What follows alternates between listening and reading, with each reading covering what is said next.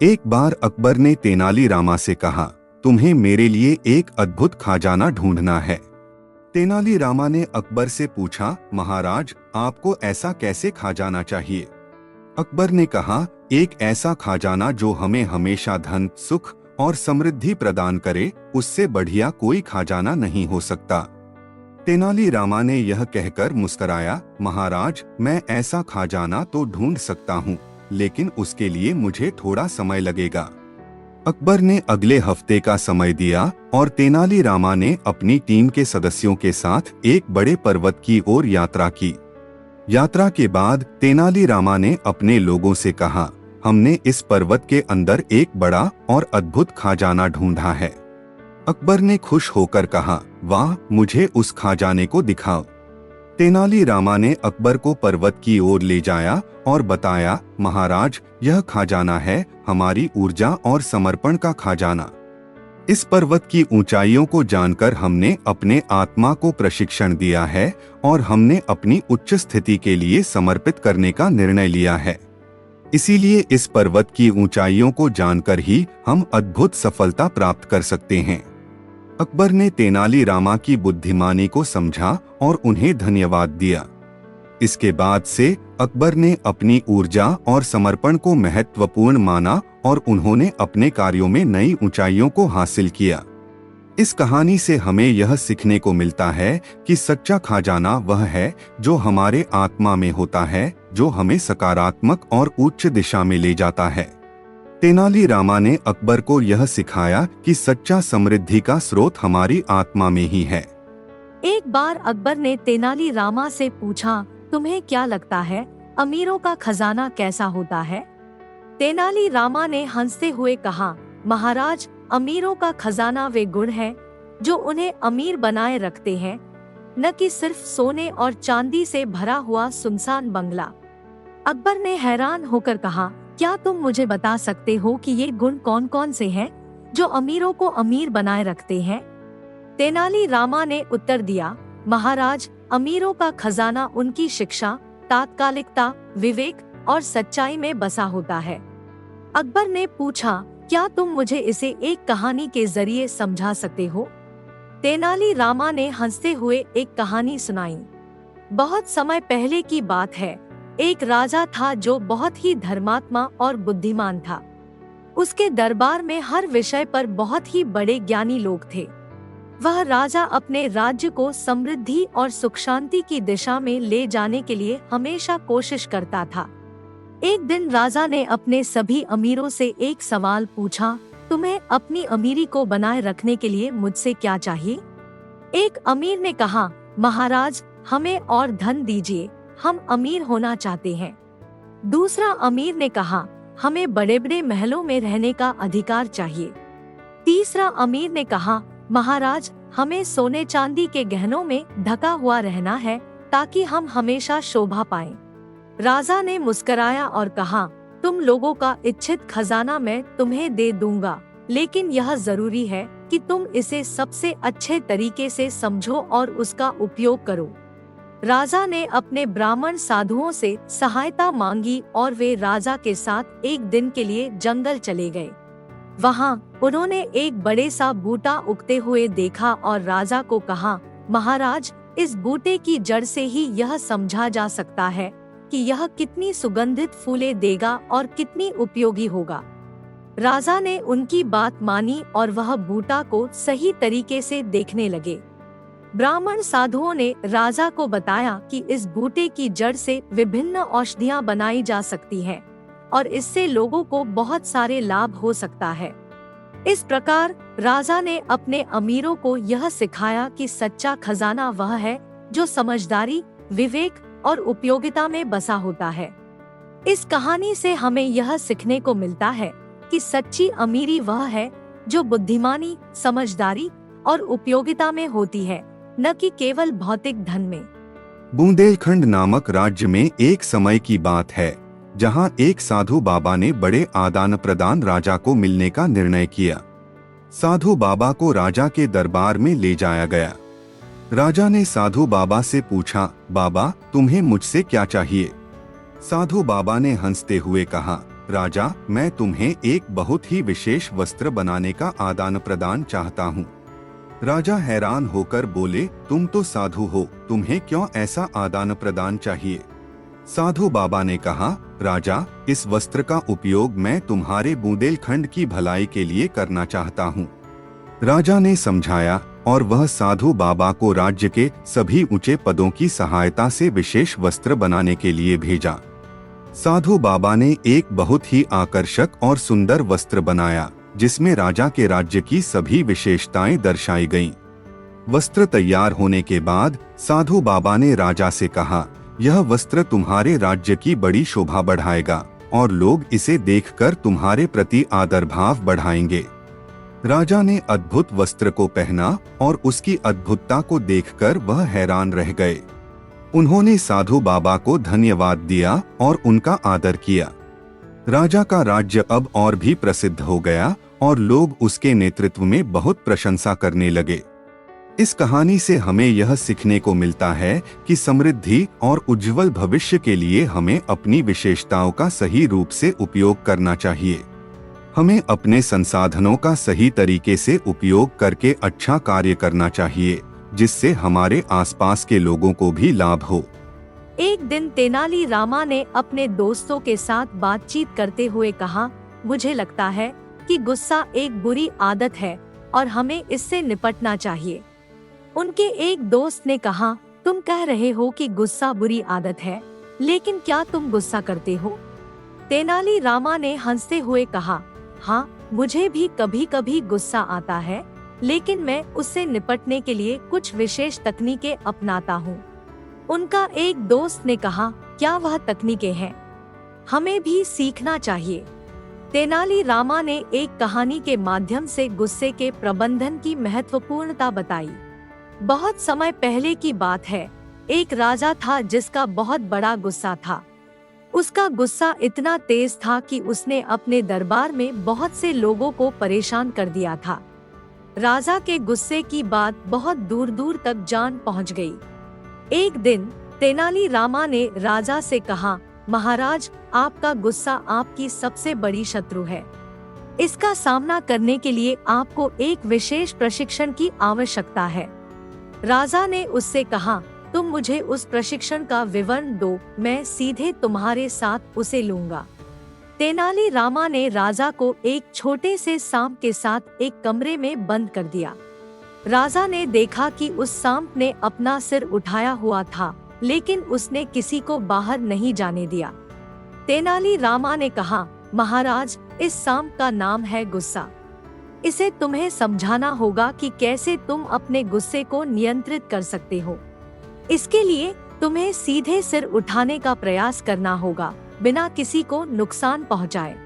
राजा ने उस प्रशिक्षण को माना और कुछ दिनों बाद उसने महसूस किया कि उसका गुस्सा कम हो रहा है। उसने तेनाली रामा को धन्यवाद दिया और उसका सामना करने के लिए सिखाए गए उपायों को अपनाया। इस कहानी से हमें यह सीखने को मिलता है कि गुस्से को सही तरीके से प्रबंधित करने के लिए हमें सीधे सिर उठाना और दूसरों को नुकसान पहुंचाने से बचना चाहिए। गुस्सा बुरी आदत है, लेकिन हम इसे सीख कर नियंत्रित कर सकते हैं। बहुत समय पहले की बात है, तेनाली रामा के दरबार में एक विदेशी यात्री आया। वह यात्री अद्वितीय रत्नों के साथ अपने देश से आया था और राजा से इन रत्नों को खरीदने का प्रस्ताव लेकर आया। राजा ने यह देखकर तेनाली रामा से पूछा, तुम्हें लगता है कि इन रत्नों की कीमत क्या है, तेनाली? तेनाली रामा ने हंसते हुए कहा, महाराज, इन रत्नों की कोई विशेषता नहीं है। ये सामान्य ही पत्थर हैं जो किसी भी बाजार में मिल सकते हैं। राजा हैरान होकर बोले, लेकिन यह यात्री कह रहा है कि इनमें एक विशेष गुण है जो इसे अनुपम बनाता है। तेनाली रामा ने एक कहानी से सत्य का महत्व बताया। बहुत समय पहले की बात है, एक सुल्तान अपने दरबार में एक अनुपम रत्न की चर्चा कर रहा था। उसने अपने विशेषज्ञों से पूछा, कौन सा रत्न अनुपम है और उसकी कीमत क्या है? विशेषज्ञों ने बहुत सारे रत्नों की बातें की, लेकिन सुल्तान को संतुष्टि नहीं हुई। तब एक विचारशील युवक ने कहा, महाराज, वास्तव में अनुपम रत्न वह है जो सत्य को प्रतिबिंबित करता है। जब भी कोई उसे देखता है, उसका हृदय सत्य की ओर प्रवृत्त होता है। सुल्तान ने इसे सुनकर बहुत अच्छा महसूस किया और उसे अपने अद्भुत रत्नों की सबसे महत्वपूर्ण चीज मान लिया। तेनाली रामा ने कहा, महाराज, सत्य ही वह अनुपम रत्न है जो हमें आत्मा की महत्वपूर्णता और योग्यता का अनुभव कराता है। इसे पहचानना ही असली अनुपमता है, बाकी सभी रत्न सामान्य हैं। राजा ने तेनाली रामा की बातों को सुनकर यात्री को विशेष रत्नों की कीमत नहीं देने का निर्णय किया और सत्य को अपने जीवन में महत्वपूर्णता देने का संकल्प किया। इस कहानी से हमें यह सीखने को मिलता है कि सत्य ही वह अनुपम रत्न है जो हमें अद्वितीय बनाता है और हमें आत्मा की महत्वपूर्णता समझाता है। बहुत समय पहले की बात है। एक छोटे से गांव में एक ईमानदार छात्र रहता था। उसका नाम रमेश था। रमेश गरीब था, लेकिन उसमें ईमानदारी और सत्य के प्रति प्रतिबद्धता थी। एक दिन उसके स्कूल में एक बड़ा परीक्षण हुआ। अगले दिन छात्रों को परीक्षा के परिणामों का अलर्ट आया। रमेश ने अपना परिणाम देखा और हैरान हो गया, क्योंकि उसने बहुत मेहनत की थी और उम्मीद थी कि उसके अच्छे अंक होंगे। जब वह अपने परिणामों की जांच करता हुआ गुस्सा होकर अपने शिक्षक से मिला, शिक्षक ने उससे कहा, रमेश, मैंने तुम्हें एक महत्वपूर्ण सवाल पूछा था, क्या तुमने सच बोला? रमेश ने हैरानी से कहा, जी हाँ, मैंने सच बोला। शिक्षक ने हंसते हुए कहा, तुम्हारा उत्तर सही था, लेकिन मैंने देखा कि तुमने उस सवाल का उत्तर देते समय देखा भी नहीं था। रमेश ने गर्व से कहा, मुझे यह नहीं मालूम था कि उस समय कोई मुझे देख रहा है। मैंने सिर्फ अपना उत्तर देने के लिए मेहनत की थी। शिक्षक ने उससे मुस्कुराते हुए कहा, रमेश, तुम्हारी ईमानदारी ने मेरा मन बहुत छू लिया है। तुम्हारे ईमानदारी के लिए तुम्हें पुरस्कृत किया जाएगा। इस कहानी से हमें यह सीखने को मिलता है कि सच्चाई और ईमानदारी हमेशा कीमती होती है, चाहे हालात जैसे भी हों। रमेश ने अपनी ईमानदारी से हार नहीं मानी और उसे उसकी मेहनत का फल मिला। एक बार तेनाली रामा के दरबार में एक गरीब आदमी ने शिकायत की कि उसका पड़ोसी बहुत अमीर है, लेकिन वह बहुत ही कठिनाइयों में फंसा हुआ है और उसको खाना नहीं मिल रहा है। तेनाली रामा ने उस गरीब आदमी से कहा, तुम खुद उसके पास जाओ और उसके साथी बनो। उसकी मुश्किलें सुनो और उसकी मदद करो। गरीब आदमी ने तेनाली रामा की सलाह मानी और उसके पड़ोसी के पास गया। उसने अपनी मुश्किलें बताई और उसकी मदद करने का विचार किया। गरीब आदमी ने उसके साथी को मदद की और साथ ही उसने अपने समस्याओं का हल भी बताया। उसने बताया कि वह बहुत अमीर है, लेकिन उसके पास सहानुभूति और साथी की कमी है। गरीब आदमी ने उसको सहानुभूति से सुना और उनका आपसी साथ मिलकर हर समस्या का हल निकाला। उनका साथ देकर दोनों ने मिलकर अपने जीवन को सुधारा और खुशहाली प्राप्त की। तेनाली रामा ने गरीब आदमी से कहा, देखो, समृद्धि नहीं सिर्फ धन में होती है, बल्कि सहानुभूति, मदद और साथीत्व में भी होती है। यह एक दूसरे का साथ देना हमें अधिक धनी बना देता है। इस कहानी से हमें यह सीखने को मिलता है कि धन के बावजूद सच्ची समृद्धि और सुख शांति सहानुभूति और दूसरों की मदद में होती है। एक समय की बात है, तेनाली रामा का एक युवक अपने जीवन में आत्मविश्वास की कमी के कारण परेशान था।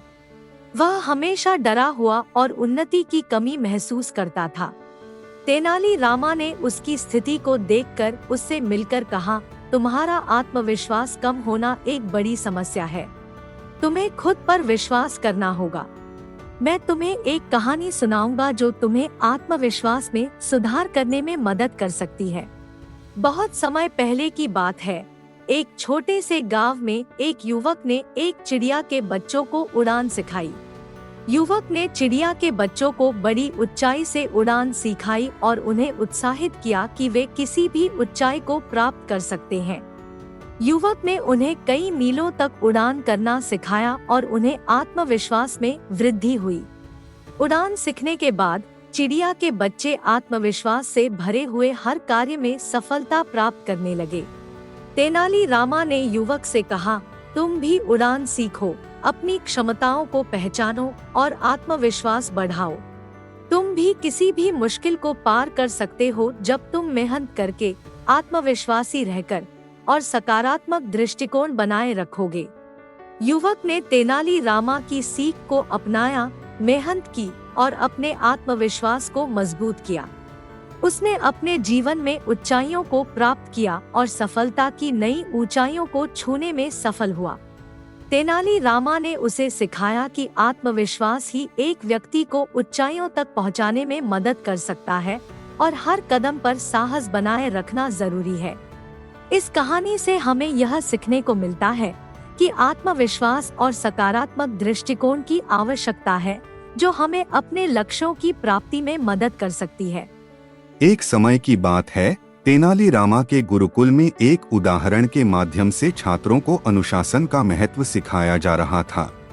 तेनाली रामा ने अपने छात्रों के सामने एक लकड़ी का टोकरा रखा और कहा, इस टोकरे को तोड़ने का कोई भी छात्र जोरपूर्वक कोशिश कर सकता है। छात्रों ने एक एक करके कोशिश की, लेकिन टोकरा टूटा नहीं। तब एक अगले सप्ताह तेनाली रामा ने एक और लकड़ी का टोकरा रखा और कहा, अब तुम इसे छोड़कर आए तो तुम्हें जल्दी से एक चीज पास में डालनी है। एक छात्र ने टोकरे को तोड़ा और जल्दी से चीज पास में डाली। तेनाली रामा ने उसे प्रशंसा की और कहा, यह उदाहरण यह सिखाता है कि जब हमें कोई निर्देशिका मिलती है तो हमें उसे अनुसरण करके कार्य करना चाहिए। अनुशासन हमें यह सिखाता है कि कैसे हम निर्देशों का पालन करके सही तरीके से कार्य कर सकते हैं। राजा ने तेनाली रामा की कहानी को सुनकर कहा, यह एक महत्वपूर्ण सीख है। अनुशासन ही वह ताकत है जो हमें अपने लक्ष्यों की प्राप्ति में मदद कर सकती है। इस कहानी से हमें यह सीखने को मिलता है कि अनुशासन और उदाहरण से ही हम सही दिशा में आगे बढ़ सकते हैं और सफलता प्राप्त कर सकते हैं। बहुत समय पहले की बात है, तेनाली रामा का एक दिन दरबार में एक नया मुद्दा उठाया गया। दरबार में एक ब्राह्मण ने शिकायत की कि गांव में लोगों को डाकुओं का खतरा है और वे अपनी संपत्ति को सुरक्षित नहीं महसूस कर रहे हैं। राजा ने इस समस्या का समाधान तेनाली रामा से मांगा। तेनाली रामा ने सोचा और फिर एक योजना बनाई। उन्होंने ब्राह्मण से कहा, मैं तुम्हें एक सुरक्षित स्थान का सुझाव देता हूँ जहाँ तुम अपनी संपत्ति को सुरक्षित रख सकते हो। तेनाली रामा ने ब्राह्मण को एक खुदाई करने का स्थान बताया जो एक छुपा हुआ गुफा में था। उन्होंने कहा, यहाँ अपनी संपत्ति छुपा लो और यदि कोई डाकू आए तो तुम यहाँ सुरक्षित रहोगे। ब्राह्मण ने तेनाली रामा की सलाह मानी और वहाँ अपनी संपत्ति छुपा दी। कुछ दिनों बाद एक बारिश के बाद गुफा समाप्त हो गया और ब्राह्मण ने देखा कि उसकी संपत्ति कभी नहीं गई थी। ब्राह्मण ने तेनाली रामा की सामग्री को सुरक्षित रखने के लिए उनके धन्यवाद किया और उनकी साहसपूर्ण योजना के लिए प्रशंसा की। इससे सभी लोगों ने सुरक्षिती का आदान प्रदान करने का महत्व समझा और उन्होंने तेनाली रामा की बुद्धिमत्ता की सराहना की। इस कहानी से हमें यह सीखने को मिलता है कि सुरक्षिती का महत्व समझना और अपने संपत्ति को सुरक्षित रखने के लिए सही योजना बनाना बहुत महत्वपूर्ण है। बहुत समय पहले की बात है, एक छोटे से गांव में रहने वाला लड़का नामक विक्रम था। विक्रम का सपना था कि वह एक दिन अपने गांव का नाम रोशन करेगा। उसने गांव के सफाई, पेड़ पौधों का कायाकल्प और शिक्षा के क्षेत्र में कई पहलुओं में सुधार करने का निर्णय लिया। विक्रम ने गांव के बच्चों के लिए एक स्कूल शुरू किया और उन्हें नैतिक मूल्यों के साथ शिक्षा प्रदान की। उसने गांव को स्वच्छता अभियान में जुटा दिया और हरियाली को बढ़ावा देने के लिए पेड़ लगाए। विक्रम का उत्साह और साहस ने गांव वालों को प्रेरित किया। उसने गांव में स्वच्छता की दृष्टि से एक सार्थक बदलाव लाया और शिक्षा के माध्यम से बच्चों को नए होरिजन्स की दिशा में बढ़ने का मौका दिया। अपने उत्साह और साहस से विक्रम ने गांव को एक नया चेहरा दिया और उसे समृद्धि की ऊंचाइयों तक पहुंचाया। उसकी कड़ी मेहनत, विशेषज्ञता और समर्पण ने गांव को एक उदाहरणीय स्थान बना दिया। इस कहानी से हमें यह सीखने को मिलता है कि अगर हम उत्साह और साहस से किसी भी क्षेत्र में काम करते हैं तो हम अपने सपनों को हकीकत में बदल सकते हैं और अपने समुदाय को सुधारने में मदद कर सकते हैं।